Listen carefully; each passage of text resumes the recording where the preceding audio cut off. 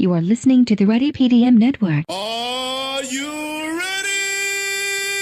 This episode is brought to you by Under 10 Consulting. For many organizations, it seems products get released by individual heroics. Yet most organizations need a small number of living documents, fewer than 10, to manage their products and services. Contact Under 10 for a product playbook designed specifically for your organization. Hello, Ready Product Radio heads, and welcome to another exciting episode of Ready Product Radio. In this episode, we welcome back Alan Armstrong, founder of Eigenworks. Alan gives a review of the recent product marketing community event in Toronto, soon to be repeated in other markets, recaps his talk at that conference on the topic You Are Doing Competitive Intelligence Backwards, and finally shares some field stories from his win-loss analysis work with customers. There will be some links of interest in the show notes, including Mattermark, the Lazaridis Report, Product Marketing Community, Gainsight, the Johari Window, and Joseph Campbell's The Hero's Journey. This episode is sponsored by Under 10 Consulting. Get a custom product playbook designed specifically for your organization. Ready Product Principle number 27 is inspired by Alan's work. Forget about personas, think about your customers and buyers as heroes, and try to understand the hero's journey they are on and how you can be an ally in it. Enjoy the show. The product marketing community brings together the world's best and brightest product marketers for one focused mission: connect, engage, and empower those responsible for turning products and plans into revenue to execute confidently. Created for product marketers by product marketers, members learn from leading practitioners, broaden networks, and help shape the discipline forward. Bringing it all together will be our new product marketing community website, powered by Igloo Software. Launching April 22nd at our inaugural conference in Toronto, the new community site will be the source for the latest product marketing news, giving members the insights, tools, and networks to advance their careers. Mattermark helps you source the fastest growing companies by location, industry, funding amount, and size. Whether you're looking for the best Series A SaaS startups in the Bay Area, or the hottest Internet of Things companies in China with under 100 people. While Canada has proven adept at creating vibrant ecosystems for entrepreneurial activity, we continue to underperform in the creation of globally competitive technology companies that should be at the heart of our economy. As part of the development of the Lazaridis Institute for the Management of Technology Enterprises at Wilfrid Laurier University, we've talked to 125 of Canada's top tech leaders to learn what's holding back Canadian companies' growth. The consistent message from these conversations is that there's a deficit of executive and management talent well versed in the speed and complexity of technology markets. To build trusting relationships at work, you must be willing to share personal information with others. The Johari Window is a tool that helps you do this. The name of the tool is taken from the names of its creators, Joseph Luft and Harry Ingham. It's shown as a box with 4 separate areas. There are also 2 axes, ask and tell. The upper left of the box is called the open area. This represents information you know about yourself, as well as the things others know about you. For instance, you might have shared your employment history with your team. The upper right of the box is called the blind area. This area represents information others might see in you, but you might not see in yourself. For instance, you might have low self-confidence. Others can see this, but you don't realize it. The hidden area is the lower left of the box. This is what you know about yourself, which others don't know. This might include personal information that you want to keep from the people you work with. It can also include information that you should share if you want to build more trust with people. The bottom right of the box is the unknown area. This represents the information that no one, including yourself, knows about you. You almost always start out with a hero who is in some kind of environment where he or she is not completely comfortable and they know something's wrong and something's got to be done. A problem with authority, Mr. Anderson. The second step is a call to adventure, where something becomes even clearer now. You have to do something. Almost immediately you come to the third stage, which is refusal of the call, where the hero says, no, I can't, or the fear comes up. That's really what it's about, is expressing everyone's fear of change. I can't do this. The next stage is to overcome that fear, and usually this is meeting with a mentor. At last. Number 5 is crossing the first threshold. Almost every story has a moment like this where you get that sense all the prep is over, all the packing is done, now we're really setting out on the adventure. We're in. Test allies and enemies is stage 6. And here the hero begins to experiment with that new world and find out what's really new about it. Who's on my side, what can I eat, what can eat me, and picks up some lessons. Do not try and bend the spoon. That's impossible. Stage 7 is approach. What are you doing? I'm going in. And here the hero is now pretty deeply into the new country and getting ready to face the big one, the big question or battle or struggle in that world. And so there's a moment of preparation and rehearsal for that. Guns. Lots of guns. And then there's the actual moment of facing the fear. That's stage 8, the ordeal, where the hero has to go through some kind of severe test that may involve facing death. The result of that is stage 9. There's some kind of reward. If you survive, there is a reward, there is a payoff. Next, stage 10 is the road back, where the hero actually now has to collect himself or herself and start finishing. What is he doing? He's beginning to believe. And often there'll be a chase scene at this stage. The 11th stage is resurrection, where the hero has to face death one more time, but in a more final way, a bigger scale, and at a deeper level, so that they're really, really being tested about everything they've learned on the whole journey so far. And that leads to the final movement, return with the elixir. This is a term Campbell used. The elixir is some kind of magic thing like the golden fleece or the Holy Grail that brings back life into the culture. And so the idea is the hero has to go on a journey and learn some things and change and bring something back to share with everybody else, or it's a total waste of time. At Gainsight, we are super passionate about driving the movement of customer success. We think companies need to embrace a new philosophy for what their mission is. And at Gainsight, we think there's 2 parts to the mission for us.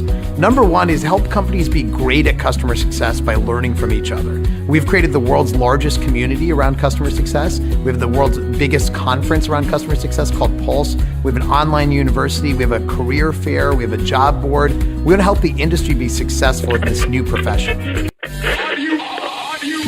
Alan Armstrong, welcome back to Ready Product Radio. Had you on a few months ago, and people can certainly look that up. But for the benefit of our audience, you're a sponsor of the podcast, so thank you again Absolutely. for your great job, Alan. For your continued support of that. People are going to get us mixed up, right? Two Alans. We'll just pronounce it differently. I'll give you. I'll rest on the L a little bit longer for Excellent. yours. It'll be the Italian pronunciation of Alan. I like it. Alan or something Alan. like that. Yeah. Cool, Okay, cool. okay. I like that. So, Alan, why don't we just start with you giving, for folks who didn't catch the last interview, introduction to yourself, what you guys do here at Eigenworks, and then Sure. we'll dig into some other topics. Sure.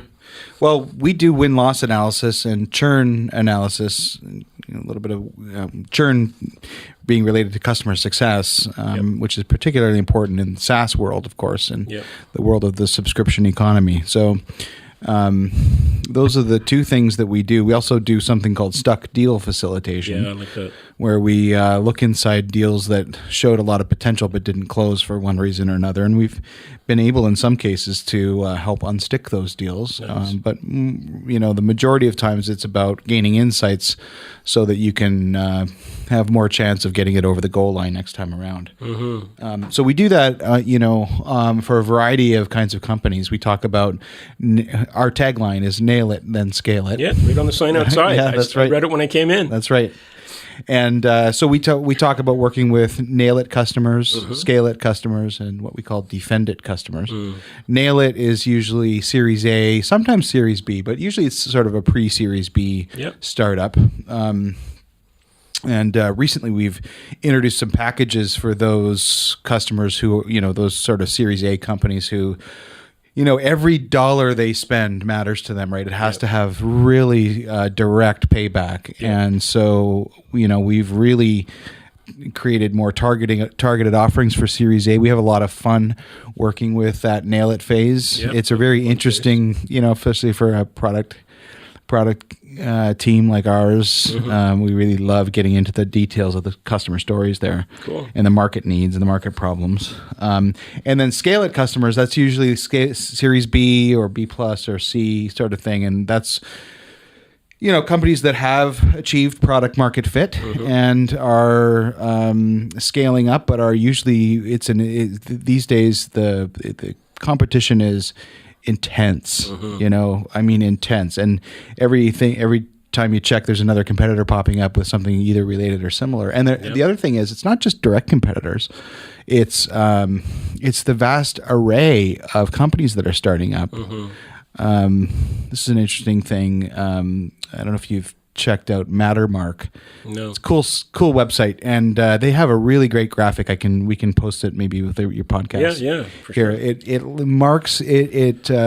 It's a diagram of the landscape of marketing and sales technology, which is exploding. Yeah. It used to be Eloqua, Marketo, and Salesforce, and those are, of course, some of the pioneering firms in sales automation and Salesforce automation, CRM, and SaaS in particular, and then marketing automation. Yeah. But honestly, like the number of vendors in sales and MarTech right now is just astonishing, and the amount of money that amount of venture capital is putting in there. So if you put yourself in the mindset of a chief marketing officer or somebody trying to run product marketing or any kind of marketing, B2C, B2C, B2B, you name it. It's a very complex space now. And then you have customer success as well, customer retention. Anyway, so Mattermark has a really great graphic that sort of lays the market out, and you can see these sort of satellite areas of different market spaces. So anyways, but so just to the point of the company that's scaling it, sometimes they're losing deals to competitors they've never even heard of. Exactly. And they never really know why they lost, or why, and more importantly, or as importantly, why they're winning. And then just to round that out, for defendant customers, those are typically much more mature companies, often public, $1 billion plus companies, maybe 500 million up to, a couple billion, or obviously even greater than that. So, for example, we work with Oracle as a client, and particularly the Oracle Marketing Cloud and a couple other cloud divisions. But we've also worked with CA, IBM, and these big companies, and their challenges are unique as well. They're being disrupted typically, right? And so they're sort of the Clayton Christensen sort of innovator's dilemma situation. And so how do you help them get insight into, the competitive forces at play and what they need to do about it? We love working with defendant customers as well. Yeah. Nice, good. That's great.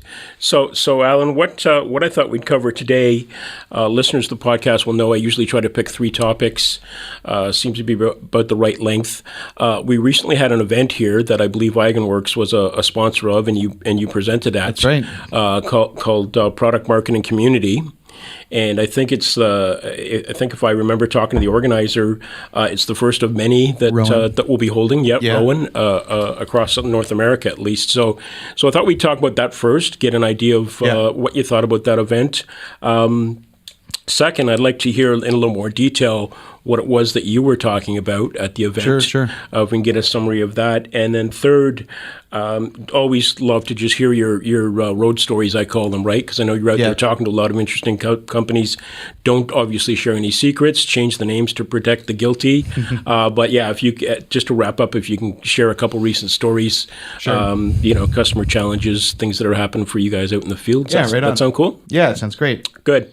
So let's dive in on the product marketing community event. So it was a one-day event held, I believe, last week here in Toronto. Was it only one day? It felt like 3 days. Just kidding. Yeah, exactly. It's like my post for Product Camp Boston. I labeled it, I spent a month in Boston last weekend. That's what it felt like. Very nice. Yeah, Very nice. yeah. Exactly. So I couldn't make it myself due to some inclement weather. But give us an overview of the event. What was it all about and who was there? Yeah, it was great. Rowan was the organizer, and Rowan is this sort of very, very interesting dude, actually.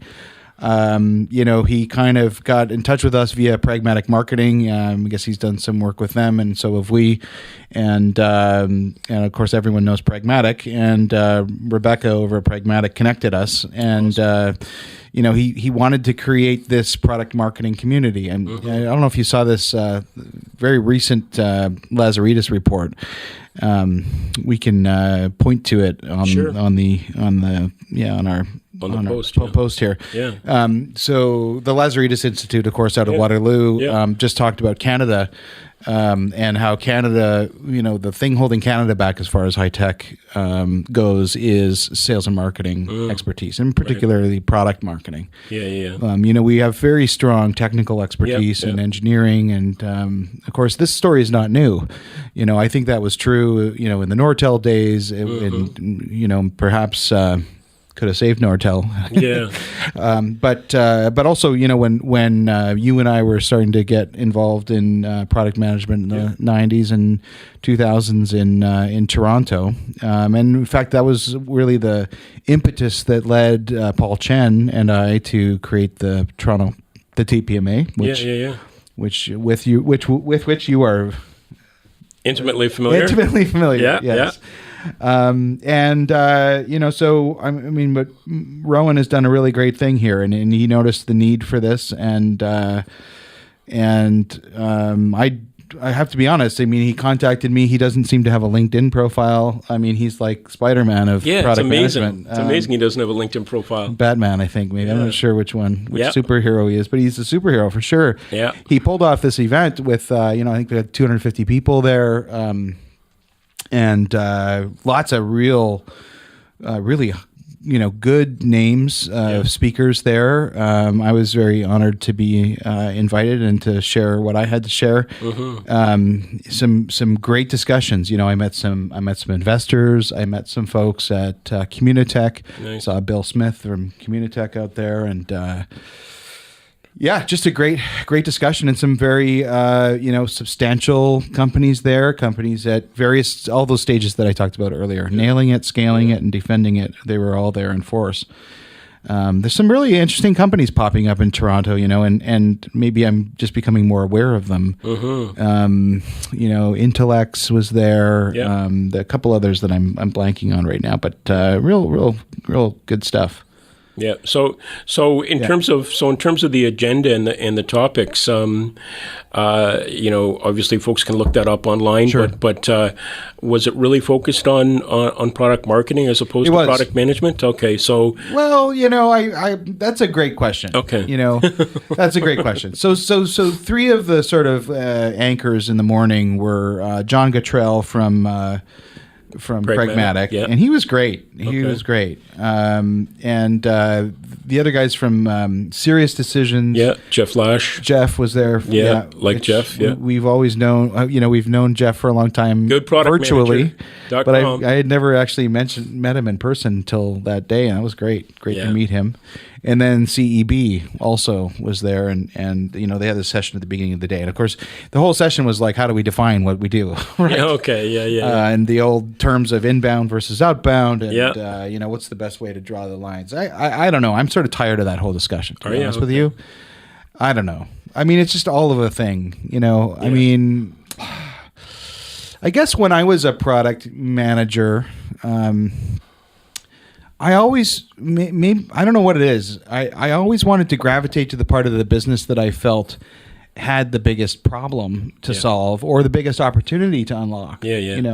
So, when I joined KL Group, which became Citraka in 98, 99, they had their product build act together, and what they needed was product marketing. And, I remember inventing categories of product names Yep. that people hadn't heard of before, but it doubled our revenue to do that. And so that's where I focused, and I was on all the press tours, and I did whatever, and then we did some new product development there, and that was a blast. And then when I moved to Wiley Technology, that was a rocket ship. We were growing so fast, but there was a real need to kind of keep the big picture of what was going on in the market. And so I was involved in strategy there, and strategy at the corporate level, which sometimes I call director of strategy is sort of like product manager for the company. Yeah. It's a good way to think about it. What is this asset we have? And, exactly. Thinking more I broadly. like And then when I went to Fortiva, it was all about selling. It was all about selling. And I mean, the product was great. But it was a tough product to sell at that time. It was sort of what's the phrase we use? Ahead of the market. Yeah. Never fun to be ahead of the market, but it was a great product that just anyway. So heavily involved in sales. So I guess I'm just too much of a generalist to get too interested in the dissection between product marketing and product management. So you're saying there was a lot of discussion there about what is product marketing? If we have a department of 4 people, what's the best job titles to give everybody? All that kind of stuff, which is just boring to me. It's just boring. And I mean, in all respect to the guys who find that interesting and want to just like get their PhD in nomenclature. But it's not my deal. Okay. But so that wasn't the whole day. That wasn't the whole day. Good. No. It was still interesting. What I found interesting, Serious Decisions, great company that I'm just becoming more and more familiar with. They basically brief B2B technology companies the way Gartner would brief enterprises, And so I met Ali, who runs the Serious Decisions in Canada, and great guy, and of course Jeff is a great guy, and they have a lot of research about the way companies run, what works, what doesn't work, and really cool service that they offer. And then then the afternoon, and then of course there were the keynotes, the strategic role of product management and stuff like that. It was good. Okay. And then in the afternoon was a really interesting way to do it. I think TED Talks has actually had a fair impact on the way we want to run conferences, and so they had sort of these lightning talks or TED Talks where they were, I say they were 15 minutes each, but I think that was aspirational. Some of them went a little bit longer than that, but there were some good topics. April Dunford, a great speaker always, and she talked about framing the product and how the conceptual frame that you use. Is everything when it comes to a B2B product offering, and particularly product marketing. And she gave some great examples, and I wish I could remember them. Some of them were just from her daily life, but they were good. They were really good. Like, is that a sandwich or is that a whatever? Like, it's not a sandwich. It's something, something else that April convinced you it was, and she was right. But it's about creating the category of thing, and then that can be a way to differentiate. So that was I loved her talk. She's always good. I might leverage you as a contact to help persuade her to come on the podcast, because I think she'd be a good good guest for the podcast. She'll come on. Awesome. So hopefully she heard me say that. Good. So quick tangent. Did they mention at the conference, were they going to be putting any of these presentations online? Or? Oh yeah, I think everything is going to be online. I think That's everything great. was recorded at least and maybe filmed. Yeah. And so back to Rowan, the superhero. The dark Don't try wizard. to find him on LinkedIn. He's not on. The dark wizard. He who shall not be named or something like that. But he's very, very cool guy, very interested. Oh, he brought Ken Wong out from Kingston, so that was great, right? Ken's great. Yeah, I remember back, just a quick aside, Ken Wong still, I think if we look at the history of the TPMA, still one of the strongest attended sessions. I was thinking that, What a draw, what a great presenter. Sorry, quick No, that's there. great. It's good. Yeah. I thought the same thing when he was up there. Yeah. And he's nice man, and good, great professor. So I guess Rowan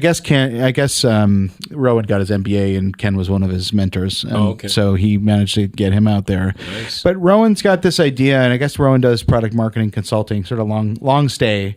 product marketing. All over the world, it consulting. sounds like. He's off to Singapore, he's back to here, there, But his idea is to create these product marketing community events in various cities. So I'm hearing already, news of an event in San Francisco in November, I think, and London next year. London, England, not London, Ontario. Oh, exactly. We're talking the big time here. And then he wants to go to Bangalore. Nice. In 2018. So I'm already using that, right? Like I've been asked to Alan, I've been asked to speak in Bangalore. Oh, wow. Yeah, I'm booking out to 2018. Nice. Yeah. But I'm excited for him and for great. what that does for the community. I think and I'm super excited to be involved, and we're so glad that we were able to contribute. Yeah, that's good. Yeah. That's good. And as you say, it aligns really well. This podcast has an international audience. Hi to the one person in Finland and the one person in Russia and the 3 people in China. Finland. I just heard about Finland. They go to school for 3 hours a day in Finland. Did you know that? No. Yeah, that's great. Just learned this yesterday. Boy. Yeah, shortest school year in the Western world. Yeah. And the shortest school day in the Western world, and the best educational outcomes. There you go. So there you go. Anyway, so it's not hello to Finland. It's all about quantity. It's about quality. Yeah, I suppose. Yeah. Yeah. But back to your point, I guess this is really good for us to focus on in Canada because we've already got, as you say, the engineering problem kind of licked. So now let's get our sales and marketing. Engineering in Canada. Yeah. Now let's get our sales and marketing. And product marketing, right? Yeah, and product marketing strategy. Like let's build some companies. I'd love to see us build companies in Canada that never get bought. Yeah. That never get bought. Yeah. It's not just about building something up and then selling it to Dell or something like that, right? Like let's try to build some stuff here and make it run here. So Alan, next let's talk about your presentation, and I'm being a little selfish there because I couldn't attend myself, so I'm going to ask for a flattery. We'll get you everywhere. Good. So I'm going to ask for a recap. But what topic were you covering, and can you share some of the high points for us? Sure. The main points. Sure. The title of our talk was my talk was your competitive intelligence is ass backwards. Nice. I like that. So I don't know about you, but certainly when I was a product manager and building product, and still see this in my clients today, we tend to think of competitive intelligence as something where we focus on the competitor. Right. Yeah, exactly. Which is sort of bizarre. I mean, like who cares what that competitor is doing? Yeah. There's some great Guy Kawasaki's written a lot about this kind of stuff, right? Have you heard the Guy Kawasaki story about the you have to be old enough to understand this joke, but he's got a book called How to Drive Your Competitors Crazy. Yeah, I remember that was one of his first books, I think. Yeah. Well, he's great. There's a great story in there about a pizza joint that had missed the deadline for getting in the yellow pages. And so this is like Google Ads of the 1980s, right? Yeah. Like, you couldn't Yeah. Really, basically, like you're selling to a bunch of stoners who are buying at 1 a.m, and all they do is pull up the yellow pages and look up the ads, and the person with the biggest ad wins, or like the best deal wins, right? Yeah. So these guys created this promotion where they said, if you bring in the yellow page ad of one of our competitors, we'll give you 2 for 1 pizza. Oh, nice. Right? That's your coupon. Yeah. So all of a sudden, like in the city, soon there were no more yellow pages with pizza boxes. Anyway, that's cool. How to drive your competitor crazy. And I think we should do more of that kind of stuff in B2B, Yeah. Like, so that's a focus on the customer. Yeah. Not a focus on the competitor. Right. And, exactly. Yeah. And that was the point I was trying to make in my talk, is that competitive intelligence is unfortunately competitor centric, and it starts with the competitor. And my view on that has long been that the place to start is with the buyer. Yeah. And so what we talk about is buyer centric competitive intelligence. Nice, yeah. And then so talk was about that. How do you turn it around, right? Yeah. So what we recommend is a combination of, I gave some insights there about kind of how to combine post-decision analysis, win-loss review, churn analysis, customer success analysis, all that stuff to get the story of the buyer. And these days we have so much data about, click behavior and Yep, user exactly. behavior and big data. Alan spent 3 seconds on this page, then he went to this page. Exactly. Spent 10 seconds there. Exactly. Clicked on this button. Right. Yep. We can do that with our proposals now when we send those out. Like, it's amazing to me. It's like, oh, they didn't even read that part. Exactly. That's interesting. We spent most of our energy on that part. Yeah, They didn't even read we it. won't need to optimize that anymore, or maybe we do. But data is great, but data without story is sort of dry and empty. Story without data is anecdotal. So story plus data is the magic secret there. So start with the buyer, and so I made the joke: start with buy. That was sort of like the punchline of my talk, and it was good. It was good. Gave away a few tips and good. Also did the wave with my participants, so I filmed it, and I will put that up on my blog. I will put a link. Still got to get that up there, but I took my iPhone out of my pocket and I said, "All right, it's 1:45 in the afternoon or whatever time it was. Yeah, good time for a stretch." We got to stretch here, guys. Yep. So let's start the wave. Does everybody know? Like these young kids are like, "What's the wave?" Yeah. Did you say rave? You ever watch a baseball game? Yeah, right. That's what we're talking about here, guys. Yeah. So cool. So we did the wave, and we had a good time. But it was great, and it's met a lot of people. A number of people came up to me and wanted to dig into the talk. There were some folks from OpenText there, from a bunch of really interesting companies. So good stuff. Well, we'll look for that online, and we'll include some links. So lastly, Alan, why don't we again, without let's change the names to protect the guilty, and not share any secrets here, but tell us a couple of stories of what you're hearing in your journeys with customers. What problems are they up against? How are they addressing them? What are some of the things that you've been hearing out there lately? Sure. Well, I guess a couple of things have been interesting. I can tell you one story.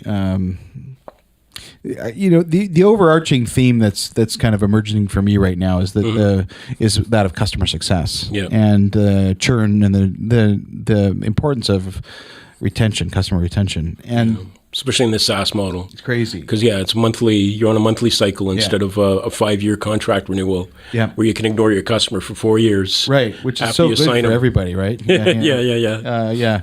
Yeah, that's right. You don't get the revenue unless and so that's a brilliant. I think that's a brilliant evolution in what we do.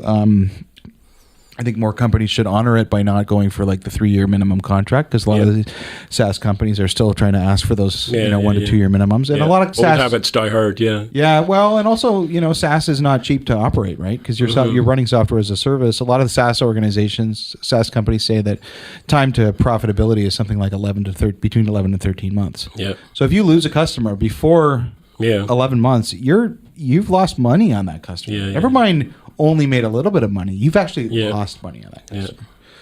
So customer success is like all the rage right now. We were just really honored to be written up by Roger Lee at Battery Ventures. And he's an investor in one of our favorite clients called Gainsight.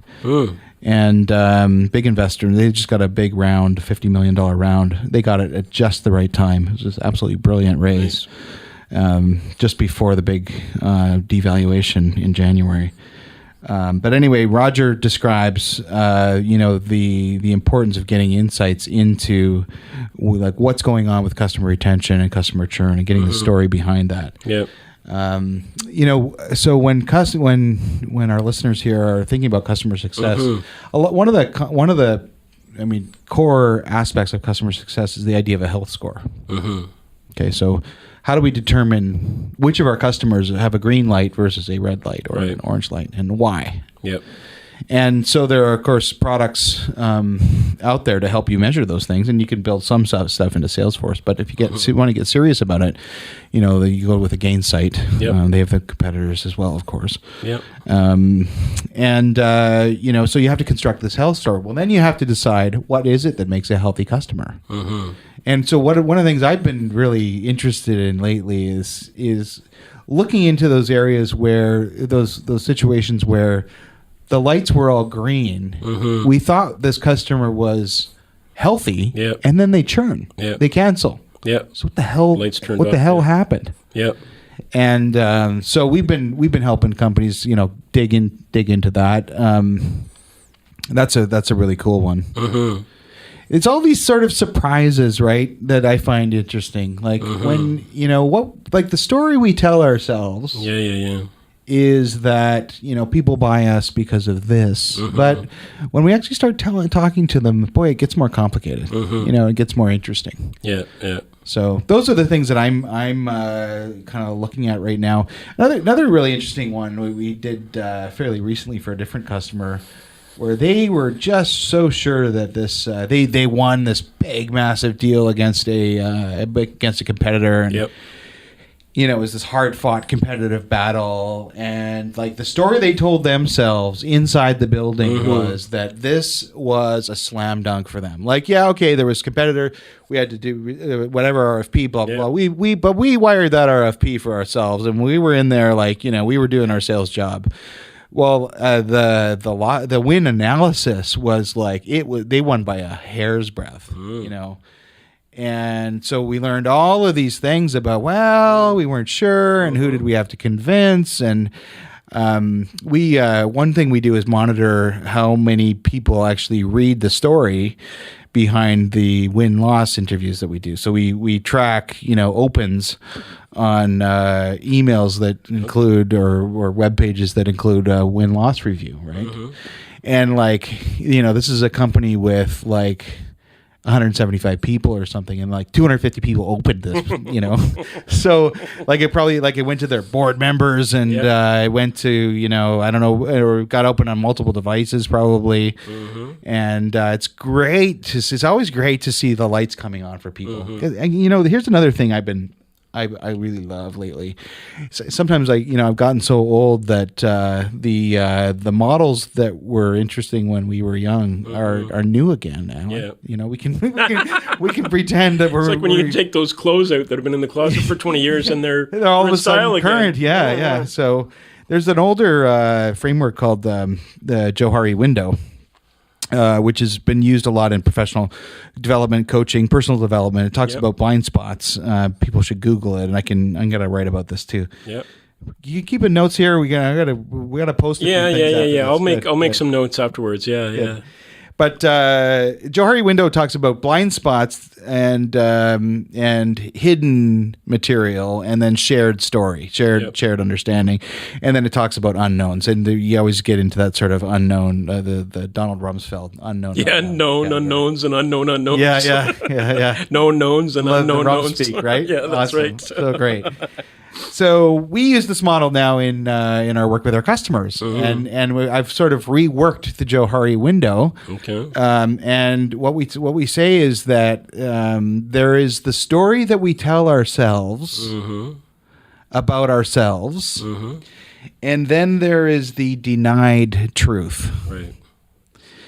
Or maybe another way to say it is there's the accepted truth. These are the things that we accept about ourselves. Yep. And then these are the things that we deny about ourselves or we don't know. Yep. And that's really cool. And so, the best companies out there want to hear what are the things that we are denying are true, but are actually true. Yeah.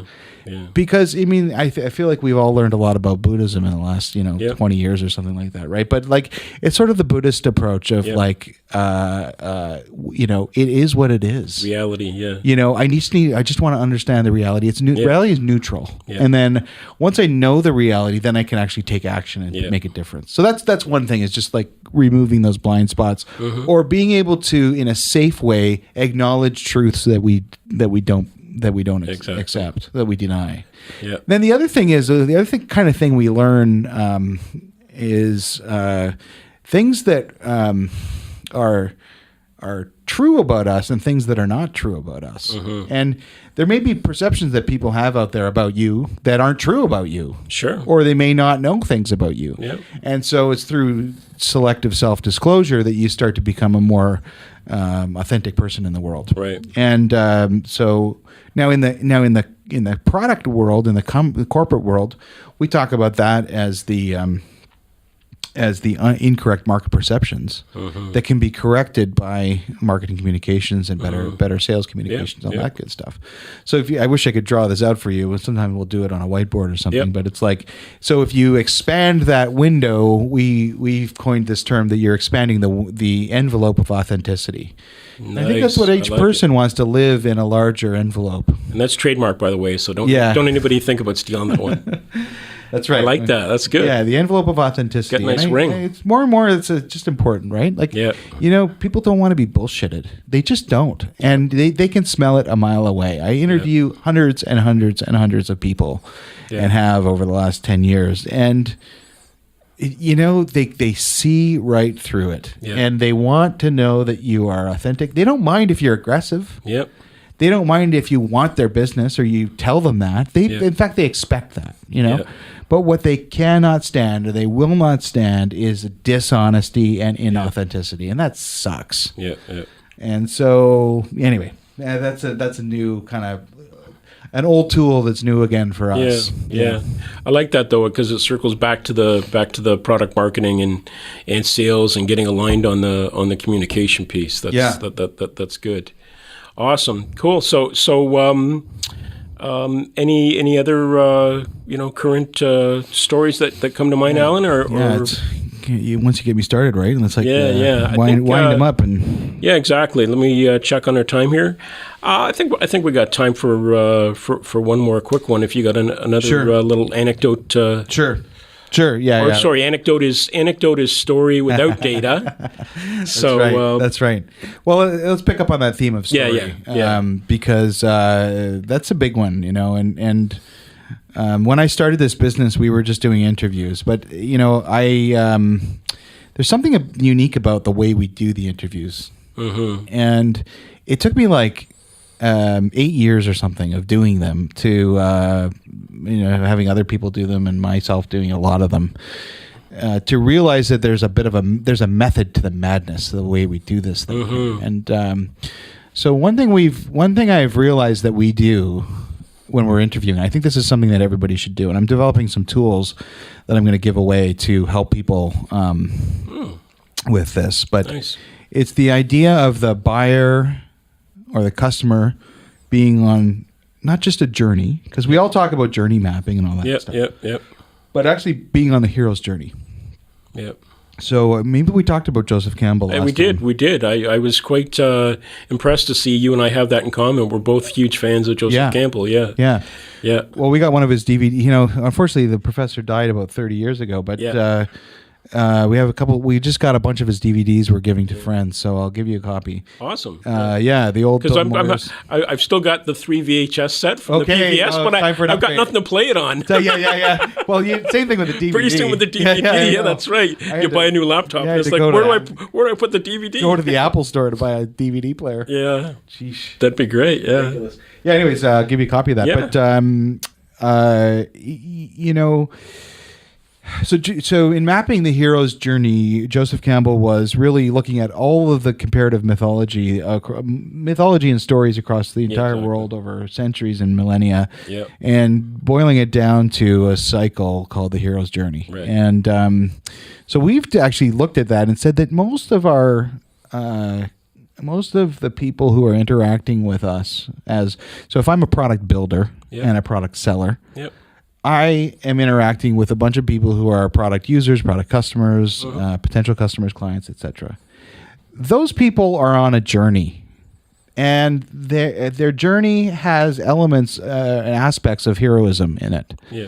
They're actually trying to change the world in whatever way it is. It's a dent in the universe, or whatever, and it's a call to adventure. This is what everybody says when they're starting a new job, right? New adventure, And so if we engage in that discussion to understand who is the character that we're speaking to, and what is the journey that they're on, and what are the heroic elements of it, what are the trials that they're involved in, the barriers that they run up against, and we give them essentially the integrity and the authenticity that they made a good decision based on what they saw at the time. People open up in a way that is really profound. Yeah. And actually creates connections, sometimes I've been a little bit self-conscious about using, such deep human experience and as this kind of work in such a commercial way. I'm a little cautious about the blending of mythology with commerce. To be honest with you, Yeah. I struggle with that myself. But I guess where I've come out, and I've struggled a lot with that. I've thought a lot about it, and where I've come out is that if there's any way that I can be part of discovering the heroic aspects of the everyday world, of every person's journey. So I'm not out to map journeys. I'm out to discover the heroic aspects of the journeys, and I find that meaningful. Yeah, good. Yeah. So I hope to, my hope is in the next year or so, and then probably for a decade after that. For the next year, we're going to be trying to pull together and teach people what this means. And so it's very exciting. Yeah, no, I like that. I remember talking to you last time that you were like, no, you're not trying to keep all this to yourself. Like, you'd love people to steal your ideas and go out in there and use them. That's great too. That's very community minded of you. So cool. I think we're running up on time, Alan. Great. So people listening want to follow up with you. They want to read your blog. They want to learn more about Eigenworks. Contact information you're comfortable sharing? Yeah, just eigenworks.com. And that's EIGENWORKS. You got it. Because some people use the WERKS. So, Eigenworks? Yeah, exactly. Eigenworks with an O, yeah. Yeah. Okay, cool. Yeah, and love to. We're a couple of events we're at in the next little while. We're at Pulse, which is a customer success concert. It is rock concert. You know what? Yeah, they have like crazy. Last year, Taylor Swift was there. Last year. Crazy. So it is a concert. It is a concert, but this year. They're going to have 5,000 people at this thing. It went from 1,000 to 2,000 to 5,000 in 3 years. Is it a Salesforce thing or no?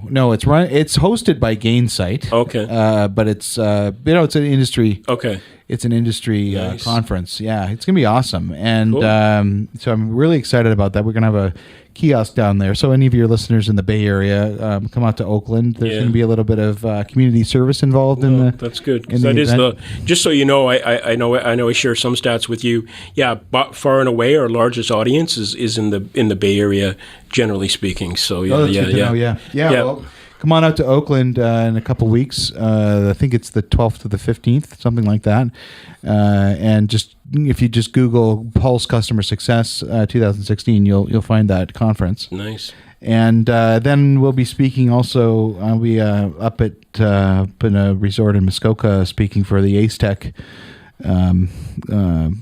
conference beginning of June. Nice. And we got some interesting stuff in store for the next season in the fall as well. That's awesome. Yeah. Well, I hope it gets a little warmer for you in Muskoka. Yeah. It's been a little chilly here lately. I know. No kidding. Good. Well, listen, Alan, I know you've got to get to another meeting.